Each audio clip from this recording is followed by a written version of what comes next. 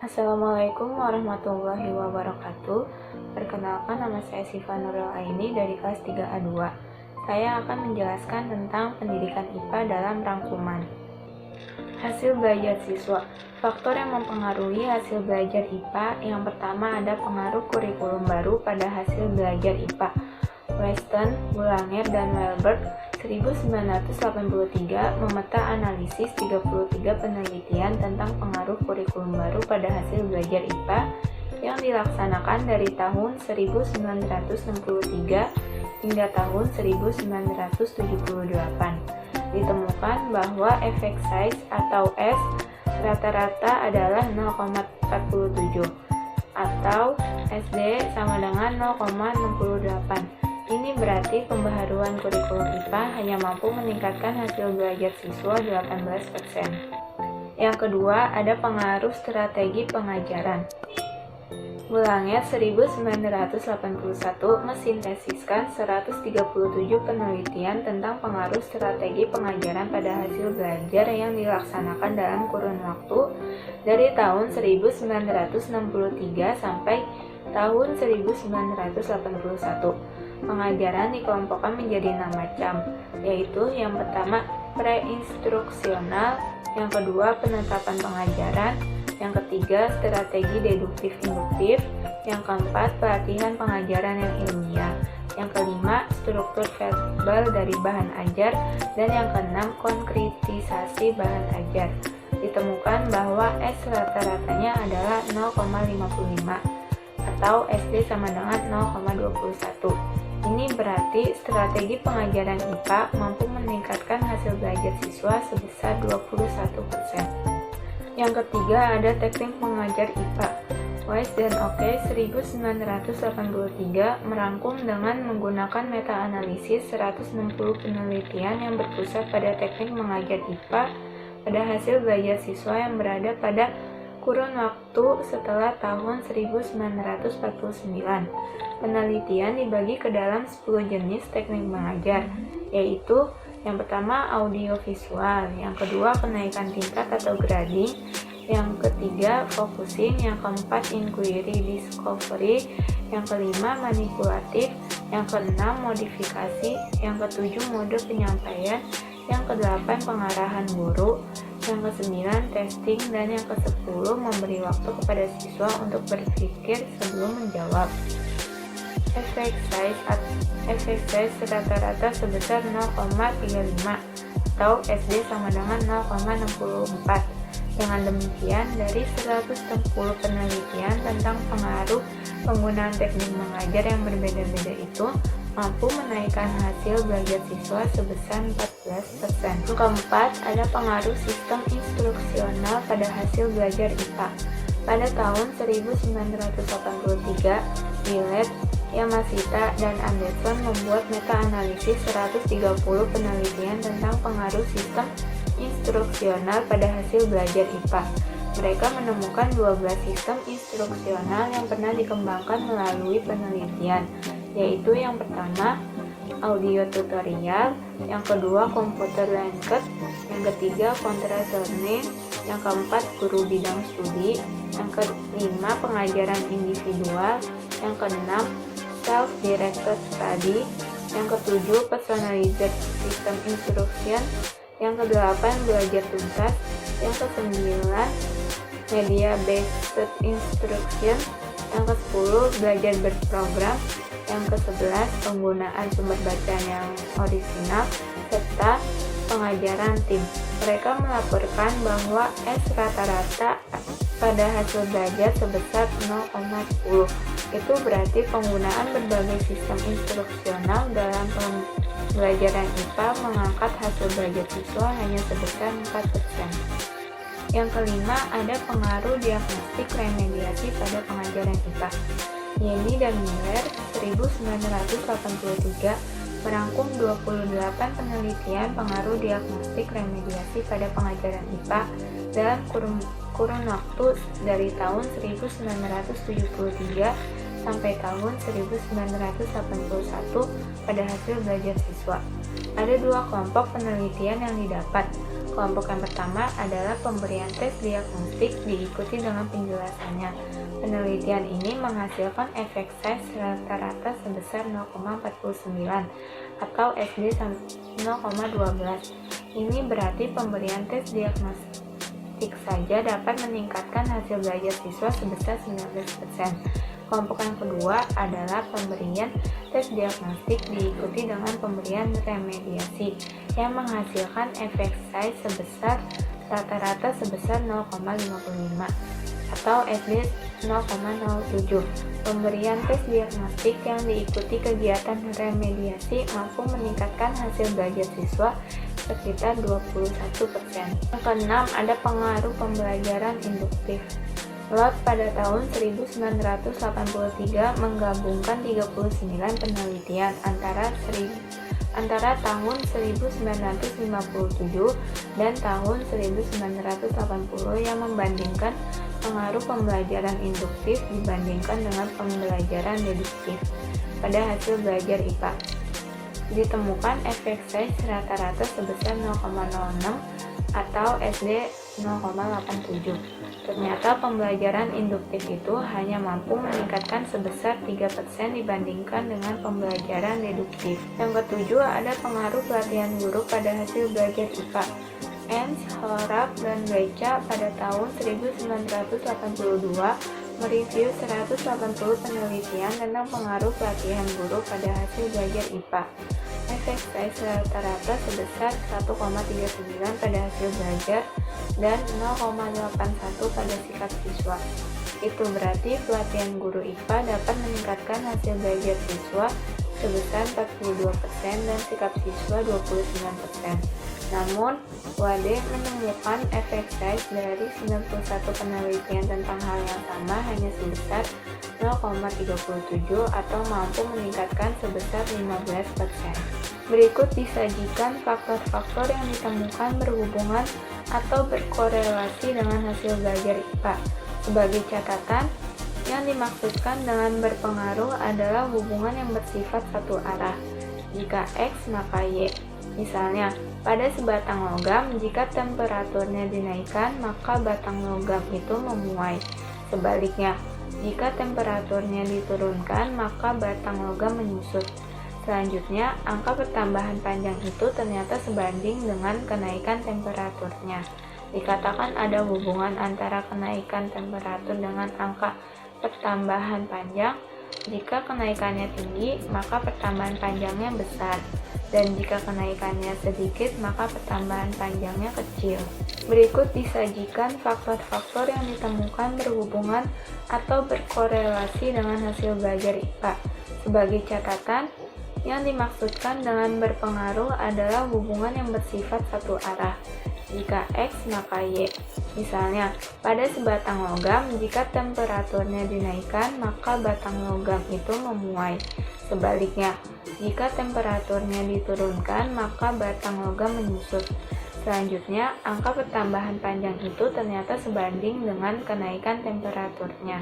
Dikatakan ada hubungan antara kenaikan temperatur dengan angka pertambahan panjang. Jika kenaikannya tinggi, maka pertambahan panjangnya besar. Dan jika kenaikannya sedikit, maka pertambahan panjangnya kecil. Selanjutnya, ada faktor yang berhubungan dengan hasil belajar IPA. Yang pertama, hubungan antara kemampuan siswa dan hasil belajar IPA. Pada tahun 1981, Boulanger membuat meta-analisis tentang hubungan antara kemampuan siswa dan hasil belajar IPA. Sebanyak 34 penelitian yang direview ini mencakup kemampuan umum, kemampuan spesial, dan hasil belajar sebelumnya. Ia menemukan bahwa secara berturut-turut kemampuan-kemampuan itu memiliki koefisien korelasi rata-rata sebesar 0,49, 0,46, dan 0,51. Yang kedua, ada hubungan antara sifat-sifat siswa dan hasil belajar. Fleming dan Malone pada tahun 1983 mereview 183 penelitian dengan fokus hubungan antara sifat-sifat siswa dan hasil belajar IPA. Sifat-sifat siswa dikelompokkan menjadi tingkat sosial ekonomi, kemampuan umum, kemampuan bahasa, dan kemampuan matematika. Mereka menemukan bahwa koefisien korelasi rata-rata antara sifat-sifat siswa ini dengan hasil belajar IPA secara berturut-turut sebesar 0,26, 0,47, 0,53, dan 0,59. Review yang mirip dilakukan Carl, Fleming, dan Malone pada tahun sebelumnya, yaitu tahun 1982. Mereka menganalisis 80 penelitian dan menemukan koefisien korelasi rata-rata sebesar 0,26. Yang ketiga, ada hubungan antara kemampuan kognitif dan hasil belajar IPA. Steenkamp dan Maher 1983 mengintegrasikan 66 penelitian tentang hubungan antara kemampuan kognitif dan hasil belajar IPA. Diperoleh koefisien korelasi rata-rata sebesar 0,34. Wilson 1983 mensintesiskan 43 penelitian yang berfokus pada hubungan antara sikap siswa terhadap IPA dan hasil belajarnya. Koefisien korelasi rata-rata adalah 0,16. Sementara itu, koefisien korelasi rata-rata antara sikap siswa dan kemampuan kognitif sebesar 0,19 atau Steenkamp dan Maher 1983. Sifat-sifat siswa 0,13, Carl, Fleming, dan Malone 1982. Yang keempat, ada hubungan antara preferensi kognitif dan hasil belajar IPA. Tamir 1985 mengintegrasikan hasil-hasil 54 penelitian yang berpusat pada hubungan antara preferensi kognitif dan hasil belajar IPA. Ada 4 jenis referensi kognitif yang diamati, yaitu mengingat, menanyakan, dan prinsip, serta penerapan. Ia menemukan koefisien korelasi rata-rata adalah min 0,14, 0,12, 0,16, dan min 0,03. 2. Program diagnostik remediasi isu metodologis Campbell dan Stanley 1966 serta Best dan Kahn 1896 mengelompokkan desain percobaan menjadi 3 jenis, yaitu pre-eksperimen, eksperimen sungguhan, dan eksperimen kuasi.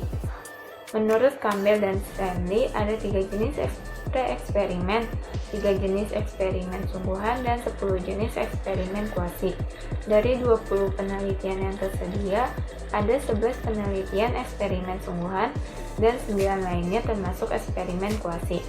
Dari 11 penelitian yang termasuk eksperimen sungguhan, ada 6 penelitian yang berbentuk pre-test, post-test, dan sisanya berbentuk post-test only control group. Dari 9 penelitian eksperimen kuasi, ada 5 non-eksperimental design non-equivalent control group, dan 4 penelitian yang lain berbentuk non-equivalent control group. Salah satu aspek dari desain riset adalah pemilihan subjek untuk dimasukkan ke dalam kelompok percobaan atau kelompok pembanding. Ada 3 cara yang dapat dilakukan untuk memilih subjek, yaitu yang pertama acak atau random, yang kedua interest group, dan yang ketiga sukarela. Yang pertama ada acak. Acak merujuk pada cara pemilihan secara cabut undi. Setiap siswa dalam populasi diminta mencabut undian antara kelompok percobaan atau kelompok pembanding. Pemilihan secara acak dapat meniadakan bias akibat seleksi. Karena dikelompokkan secara acak, diasumsikan kejadian-kejadian di kedua kelompok percobaan dan pembanding akan sama. Kalau ada yang berbeda dianggap sebagai faktor kebetulan. Yang kedua ada in-touch group. In-touch group merujuk pada pilihan kelas dari beberapa kelas yang mirip karakteristiknya. Dipilih salah satu untuk menjadi kelompok percobaan atau kelompok pembanding. Siswa dalam kelas yang terpilih secara otomatis masuk ke dalam salah satu kelompok percobaan atau pembanding. Pemilihan seperti ini siswa merasa kurang terlibat karena hanya diikutkan. Namun, cara ini yang paling sering dan paling fleksibel dilakukan di sekolah. Yang ketiga ada sukarela. Sukarela merujuk pada pilihan siswa sendiri. Siswa dengan sukarela turut memilih dalam salah satu kelompok percobaan atau pembanding. Cara ketiga ini menimbulkan masalah baru, yaitu antusiasme dari siswa untuk mensukseskan penelitian yang tinggi, karena mereka memilih secara sukarela untuk terlibat dalam penelitian. 3. Perspektif penelitian dalam IPA. Ada banyak hal yang dapat ditelaah dalam dunia pendidikan. Sutrisno 1990 merangkum penelitian yang berfokus pada hasil belajar IPA siswa. Apabila dikelompokkan, ada beberapa kelompok penelitian, diantaranya adalah kurikulum, strategi instruksional, teknik mengajar, strategi mengajar, karakteristik pengajar, dan karakteristik siswa. Yang pertama, perspektif konsep learning. Fokus penelitian dalam perspektif konsep learning adalah isi dan struktur dari pengetahuan yang dimiliki siswa. Perspektif konsep learning, penelitian dalam pendidikan IPA memusatkan diri pada deskripsi kualitatif konsepsi siswa yang mereka gunakan untuk menjelaskan fenomena ilmiah. Konsepsi siswa semacam ini ternyata pada umumnya tidak konsisten dengan konsepsi yang dibangun oleh para ilmuwan masa kini. Yang kedua, perspektif developmental. Fokus penelitian ini adalah perubahan kualitatif dari penalaran ilmiah para siswa selama mengikuti suatu program pendidikan formal. Penelitian ini mempelajari kemiripan tampilan pengetahuan di antara para siswa yang seusia, serta mempelajari perubahan kualitatif yang karakteristik dari penalarannya, sementara usia mereka semakin bertambah. Perspektif ini dipengaruhi oleh teori perkembangan intelektual manusia dari lahir hingga dewasa yang dipelopori oleh Piaget. Yang ketiga, perspektif diferensial. Perspektif diferensial mempelajari perbedaan individual kemampuan siswa serta interaksinya dalam pengajaran. Penelitian tentang perbedaan individual sudah lama berlangsung, paling tidak sejak akhir Perang Dunia Pertama. Pada waktu itu, fokus penelitian dalam perspektif diferensial berdasarkan paham elitisme, yaitu ada beberapa orang yang memiliki bakat tertentu, dan ada beberapa orang lain yang tidak memiliki. Dengan demikian, perbedaan individual dipahami sebagai suatu bawaan. Penelitian perbedaan individual yang menggunakan pendekatan berdasarkan pengetahuan mengacu kepada kompetensi atau keahlian seseorang. Penelitian perbedaan individual yang menggunakan pendekatan perbedaan proses.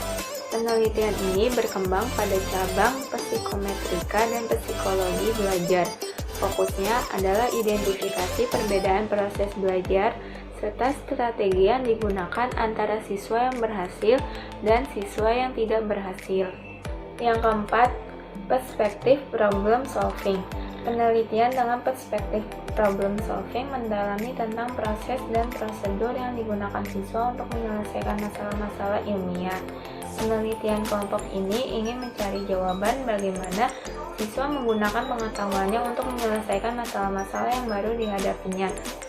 Pengetahuan di bidang IPA tidak dapat dipisahkan dari problem solving, kecuali yang diatur secara khusus. Semua soal, baik tulis, ulangan harian, PR, maupun ujian semester, berbentuk tugas semacam problem solving. Sebagian peneliti memperhatikan bagaimana siswa mengintegrasikan informasi baru yang diterima ke dalam organisasi pengetahuan yang telah dimiliki sebelumnya. Jadi, kesimpulannya, ada banyak hal yang dapat mempengaruhi hasil belajar IPA, misalnya kurikulum, pelatihan guru, strategi pengajaran, teknik mengajar, sistem instruksional, diagnostik remediasi, dan pembelajaran induktif. Juga ada banyak hal yang berhubungan dengan hasil belajar itu, terutama sifat-sifat yang dimiliki siswa sendiri, misalnya kemampuan umum, kemampuan kognitif. Dengan keempat perspektif penelitian tentang hasil belajar IPA, dapat diperoleh gambaran yang lebih menyeluruh tentang pembelajaran IPA. Keempat perspektif itu adalah konsep learning, developmental, diferensial, dan problem solving. Dalam pembelajaran, sebaiknya keempat perspektif itu diterapkan secara bersama-sama. Sekian penjelasan mengenai pendidikan IPA dalam rangkuman. Kurang lebihnya mohon maaf. Wassalamualaikum warahmatullahi wabarakatuh.